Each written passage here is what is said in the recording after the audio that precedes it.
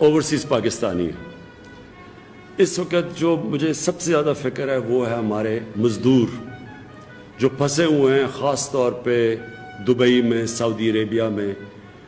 Europe میں بھی پھنسے ہوئے ہیں، ہمیں پتہ ہے اٹلی میں بھی ہیں جو یہاں محنت کش جاتے ہیں کام کرنے پہ۔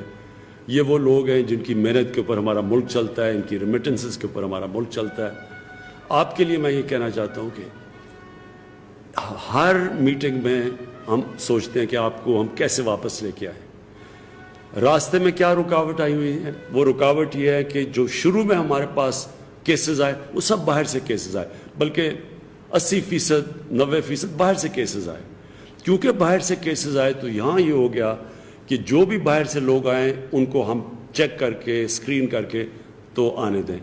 تو اب ظاہر ہے کہ اتنی ہمارے پاس فیسلٹیز ہی نہیں تھی کہ ہم کتنے لوگوں کو اسکرین کر سکتے تھے، تو اس لیے کم کر دیے لوگ، زیادہ تر لوگ باہر پھنس گئے۔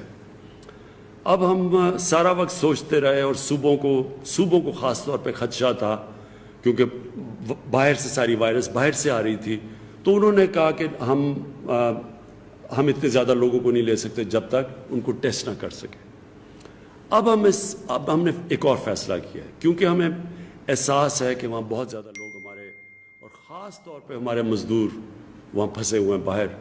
تو اس لیے ہم نے یہاں فیصلہ کیا ہے کہ ہم اب ان کو آنے دیں گے، صرف ان کا ایک ٹیسٹ کریں گے، اور ٹیسٹ کر کے ہم ان کو گھروں پہ جانے دیں گے، اور جس کا ٹیسٹ پازیٹیو نکلا پھر ان کو کہیں گے گھروں میں کوارنٹین کرو۔ یہ ہمارا فیصلہ ہے اب، اور اس کی وجہ سے زیادہ اور اب ہم لوگوں کو پاکستان لا سکیں گے۔ تو یہ خوشخبری یہ ہے کہ آج ہم نے یہ فیصلہ کیا کہ زیادہ جو ہمارے مزدور پھنسے ہوئے ہیں، اور وہ ہم سب کو احساس ہے وہ جو وہاں